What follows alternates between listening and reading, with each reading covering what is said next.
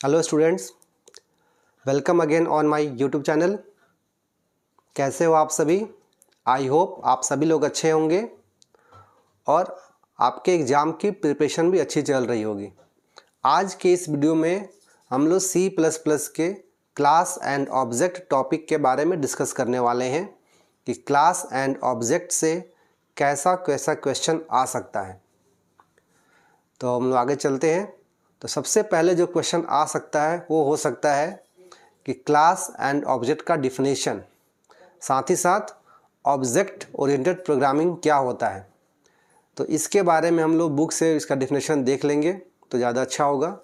हम लोग यहाँ पर जो प्रोग्रामिंग पार्ट है उसके क्वेश्चन को देखेंगे कि प्रोग्राम को कैसे लिखते हैं C++ में, खास करके क्लास एंड ऑब्जेक्ट से जो रिलेट करता हुआ क्वेश्चन दिया जाता है।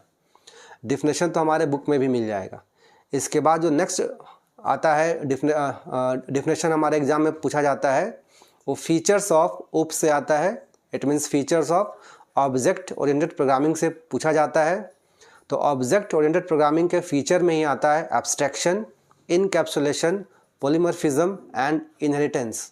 तो इन सभी का डिफिनेशन भी एग्ज़ाम में अक्सर पूछा गया है, तो इसके डिफिनेशन को भी हम लोग बुक से देख लेंगे। नेक्स्ट इसके बाद जो डिफिनेशन अक्सर पूछा गया है वो है कंस्ट्रक्टर एंड डिस्ट्रक्टर। इस टॉपिक से डिफरेंस भी फाइंड करने के लिए क्वेश्चन आया हुआ है पहले, या अभी भी आ सकता है कि difference between constructor and destructor. तो उस क्वेश्चन को आज हम लोग देख लेते हैं कि अगर कंस्ट्रक्टर एंड डिस्ट्रक्टर में डिफरेंस फाइंड करना हो तो हम क्या क्या लिखेंगे, किस किस पॉइंट का डिस्कस करेंगे हम लोग।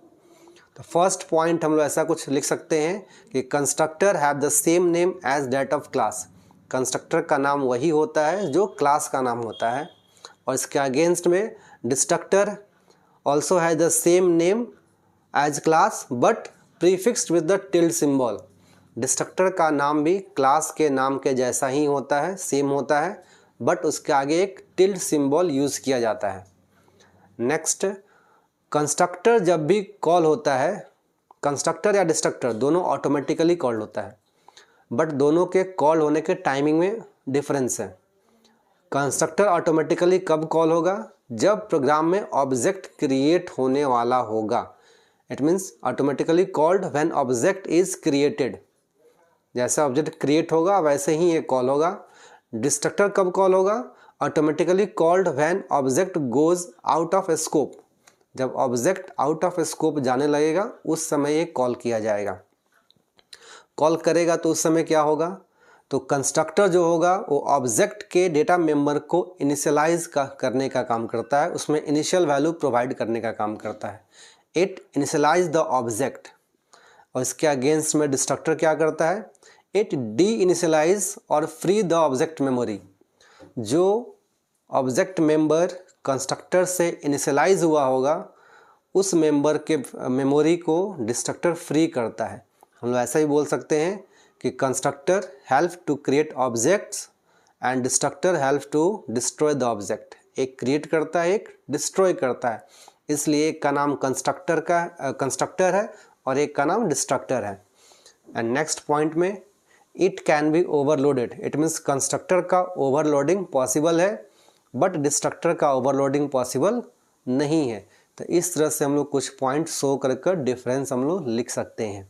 एग्ज़ाम में अक्सर ये 2 या 3 नंबर के क्वेश्चन में आता है, तो हम लोग 2 या 3 पॉइंट यहाँ हम लोग डिस्कस करेंगे एग्ज़ाम में।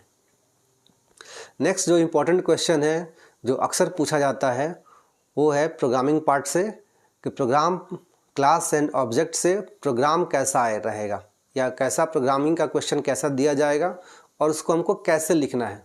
तो क्वेश्चन कुछ इस तरह से दिया हुआ रहता है, जैसे हम लोग स्क्रीन पर देख रहे होंगे। Define a class resort in C++ with the following description. ऐसा ही कुछ क्वेश्चन दिया हुआ रहता है। उसके नीचे में कुछ private member and public member दिया हुआ रहता है।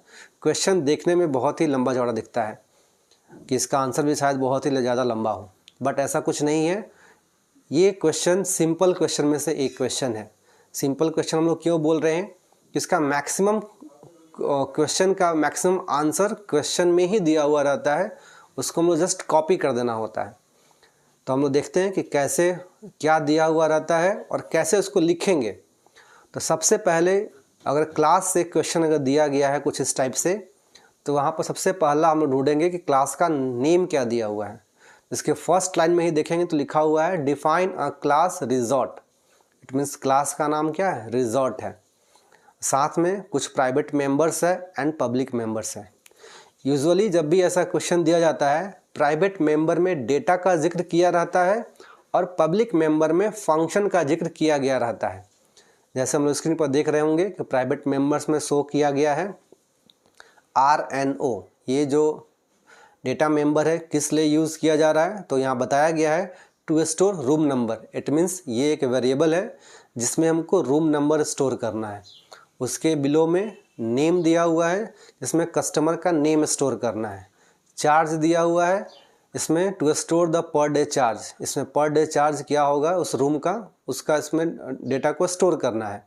वैसे ही डेज दिया हुआ है to store the number of days to stay. It means जो भी कस्टमर रूम को अगर बुक कर रहा है, रिजॉर्ट में रूम को अगर बुक कर रहा है, तो कितने दिनों के लिए वो रिजॉर्ट को बुक किया या करने वाला है, नंबर ऑफ डेज वहाँ पर स्टोर किया जाएगा।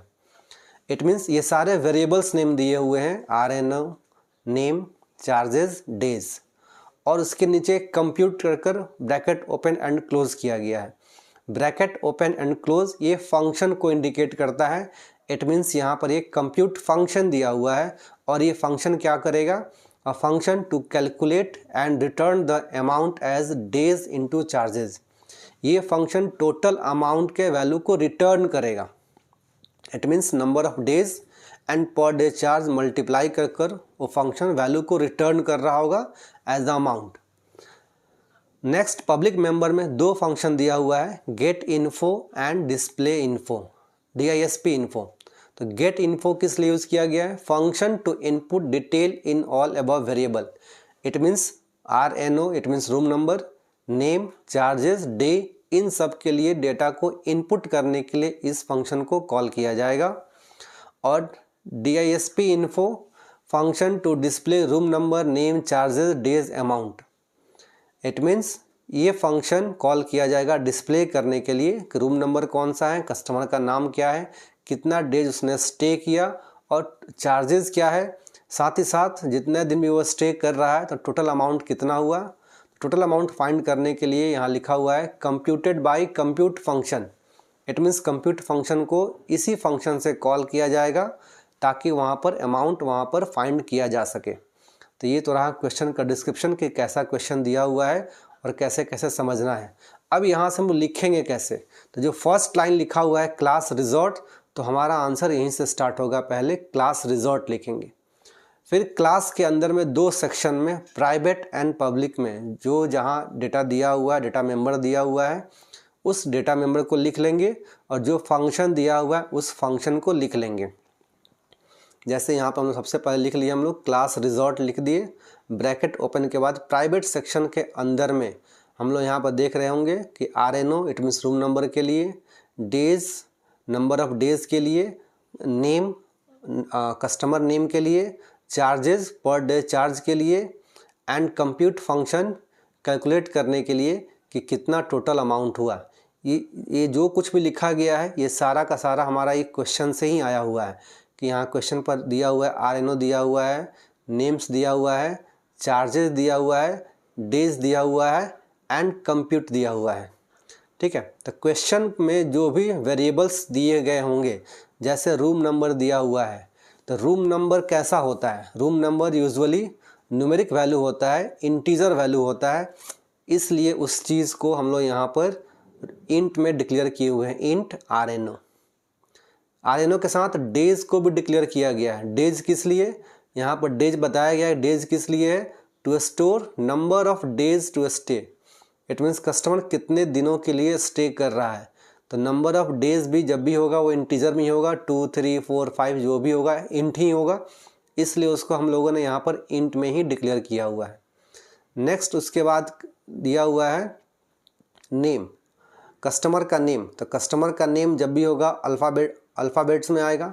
Alphabets it means char, C++ में कैर, तो हम लोग कैर में वेरिएबल डिक्लेयर करेंगे नेम ऑफ साइज़ 20 इंडिकेट कर रहा है कि 20 कैरेक्टर का मैक्सिमम हम लोग नेम यहाँ स्टोर कर सकते हैं। अगर हम ज़्यादा बड़ा नेम को स्टोर करना चाहते हैं तो इसको हम 30, 40 या 50 भी कर सकते हैं। नेक्स्ट उसके बाद चार्जेस दिया हुआ है, charges to store the per day charge. It means जिस रूम को बुक किया जा रहा है उस रूम का पर डे चार्ज कितना होगा। तो जब भी मनी का बात आता है तो मनी को हम लोग फ्लोट वैल्यू में इंडिकेट करते हैं, तो यहाँ पर चार्जेस को हम लोग फ्लोट में डिक्लेयर करेंगे। साथ ही साथ नेक्स्ट यहाँ पर प्राइवेट मेंबर में ही कंप्यूट फंक्शन का जिक्र किया गया है कि एक फंक्शन कंप्यूट होगा जो क्या फाइंड कर रहा होगा, डेज इनटू चार्जेस को मल्टीप्लाई कर रहा होगा एज अ अमाउंट और इसको रिटर्न कर रहा होगा।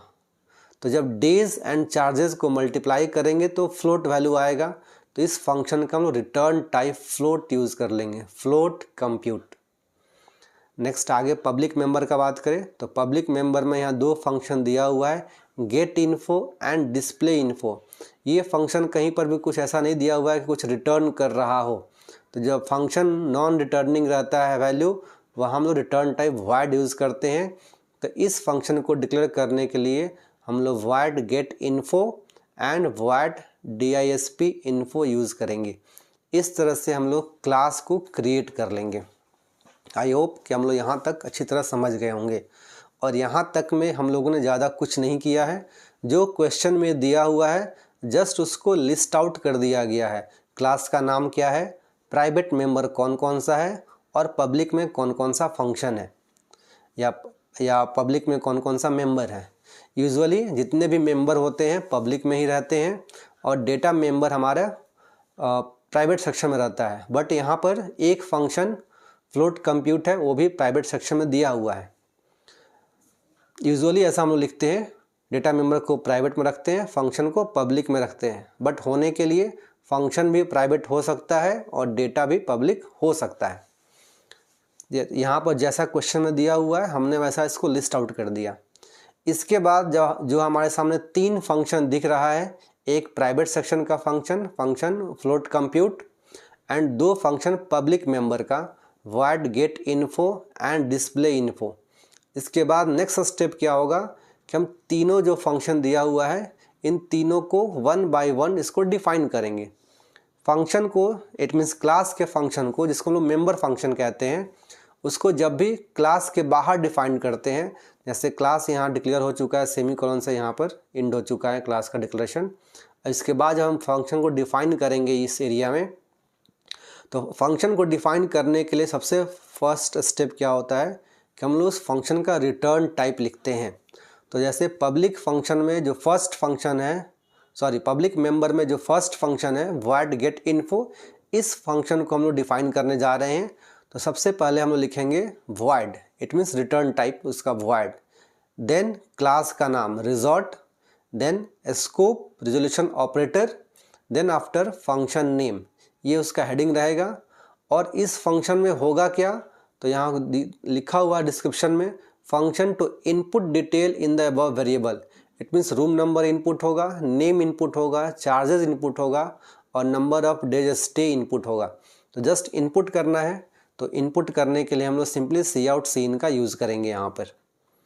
तो कुछ इस तरह से हम लिखेंगे void resort scope resolution operator, जैसे यहाँ जो डबल कॉलन लिखा हुआ है इस ऑपरेटर का नाम है scope resolution operator, then function name get info. इस फंक्शन के डिफिनेशन में जो भी स्टेटमेंट लिखा हुआ है वो क्या होगा, जस्ट इनपुट किया गया है। रूम नंबर इनपुट करना है तो हमने मैसेज दिया cout enter the room number cin RNO, enter the customer name gets name, क्योंकि नेम स्ट्रिंग होगा इसके लिए हम लोग गेट्स का यूज़ करेंगे, इंटर चार्जेस पर डे और enter charge, enter number of days stay और सी इन डेज। तो यहाँ पर जो जो वेरिएबल में हम लोगों ने ऊपर डिक्लेयर किया हुआ है उसी वेरिएबल में यहाँ पे हम लोग डेटा इनपुट कर लेंगे।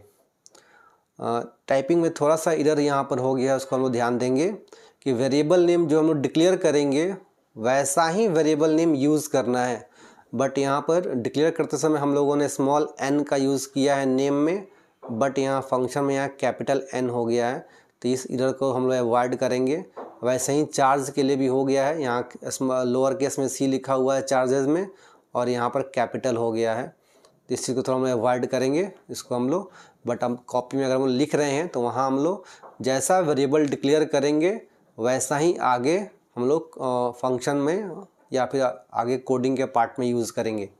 जैसे RNO का R कैपिटल है, डिक्लेयर किया गया है, तो यहाँ पर भी RNO कैपिटल में लिखा गया है, R कैपिटल लिखा गया है, तो ठीक है।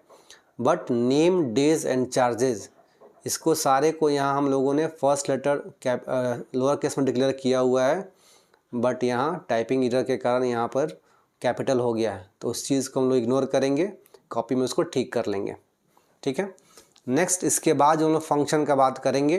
तो नेक्स्ट फंक्शन हम लोग देख रहे हैं क्या है, हमारा डिस्प्ले इन्फो है। डिस्प्ले इन्फो में क्या करना है, room number, name, charge, days, amount को डिस्प्ले कर देना है। जैसे हम लोगों ने इनपुट किया उसको डिस्प्ले कर देना है। तो डिस्प्ले करने के लिए फिर से हम लोग लिखेंगे फंक्शन। तो फंक्शन क्या आएगा, वॉइड, उसका return type, class name resort, और again scope, resolution operator, then function का नाम। उसके बाद कस्टमर डिटेल कर room number, customer name, charge per day, total amount display कर देंगे। अमाउंट में भी यहाँ पर स्पेलिंग मिस्टेक हो गया है, अमाउंट का टी छूट गया है, इसको हम लोग खुद से कॉपी में जब लिख रहे हैं तो उसको ठीक कर लेंगे। और कंप्यूट फंक्शन को, और अमाउंट कौन फाइंड कर रहा है, कंप्यूट फंक्शन। तो यहाँ पर कोई वेरिएबल नेम नहीं होगा, यहाँ फंक्शन को कॉल किया गया, ध्यान देंगे यहाँ पर वो दिख रहा होगा कि ये कंप्यूट फंक्शन को यहाँ पर कॉल किया गया है। ठीक है।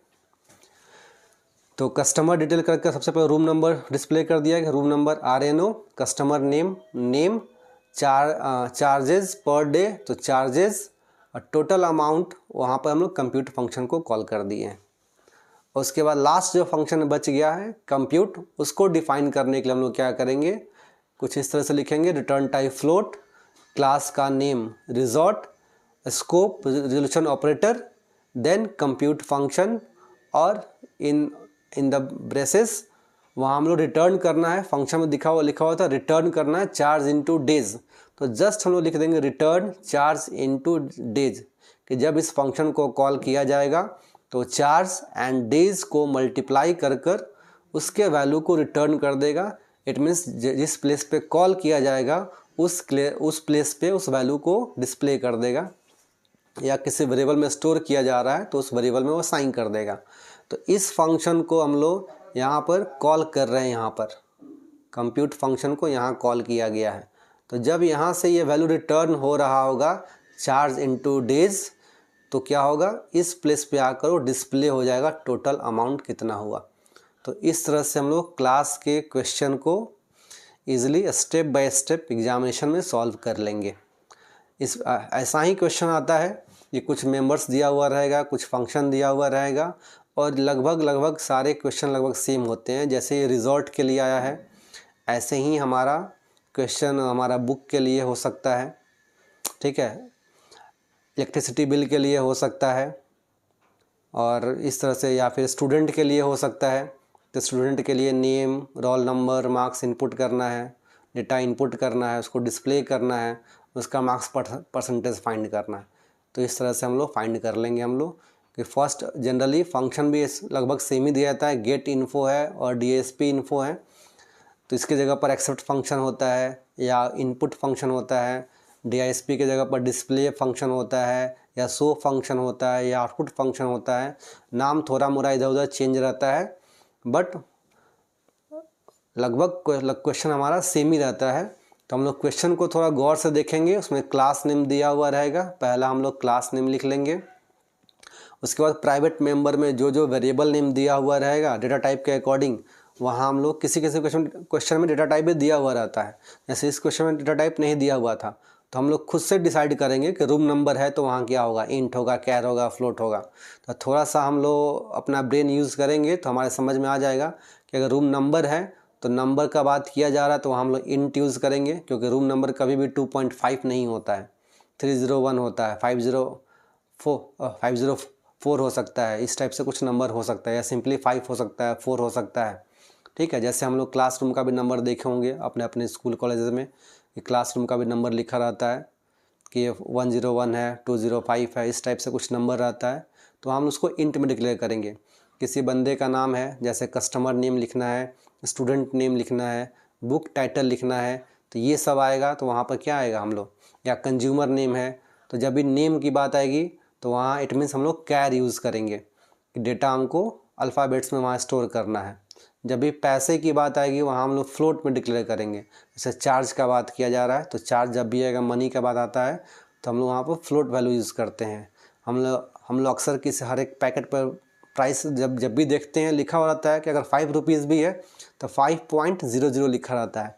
इट मीन्स फ्लोट वहाँ पर इंडिकेट डेसिमल प्लेसेस के बाद कुछ वैल्यू है, इवन ज़ीरो भी है, तो इसका मतलब क्या हुआ, फ्लोट वैल्यू है, तो हम लोग फ्लोट में उसको डिक्लेयर करेंगे। इस तरह से हम लोग डिसाइड कर लेंगे कि जो भी डेटा मेम्बर दिया हुआ है वो इंट होगा, कैर होगा या फ्लोट होगा। ठीक है। फंक्शन डिफाइन करने के लिए एक फंक्शन इनपुट के लिए रहेगा, तो जो जो वेरिएबल है सब में वो इनपुट कर लेना है, enter this C in this, enter this C in this कर लेना है।